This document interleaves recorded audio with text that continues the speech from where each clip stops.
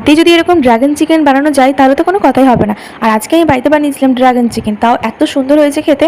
তাই ভাবলাম চলো তোমাদের সাথেও রেসিপিটা শেয়ার করি। তো দেখো, মাংসের মধ্যে প্রথমে এখানে আদাটাকে আমি গ্রেট করে নিয়েছি, তারপর দিয়েছি নুন, গোলমরিচের গুঁড়ো, লাল লঙ্কার গুঁড়ো, কর্নফ্লাওয়ার, ময়দা দিয়ে ভালো করে আমি এখানে ও হ্যাঁ, আমি কিন্তু ডিমও দিয়েছি। ডিম দিয়ে ভালো করে এটা মাখিয়ে আমি 15 থেকে 20 মিনিটের জন্য রেখে দেবো।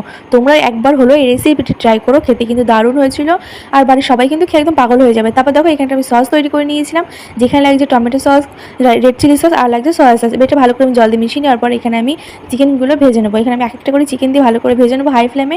একটু কালার না হলেও হবে, হালকা ভাজলেই হবে। তারপর দেখো, এখানে আমি তেল কমিয়ে তারপরে রসুন কুচি, আদা কুচি দিয়ে আবার ভালো করে একটু নেড়ে নেওয়ার পর এখানে আমি লম্বা লম্বা করে ক্যাপসিকাম আর পেঁয়াজটা কেটে রেখেছিলাম। তার মধ্যে একটু ঝাল বানাবো বলে তাই আমি লঙ্কার গুঁড়ো দিয়েছি।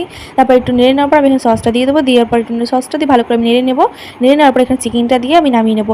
কেমন লাগলো ভিডিওটা কমেন্টে জানিও, আর চ্যানেলটা প্লিজ সাবস্ক্রাইব করে দিও। আর দেখা হচ্ছে অন্য কোনো ভিডিওতে, ততক্ষণ পাশে থেকো।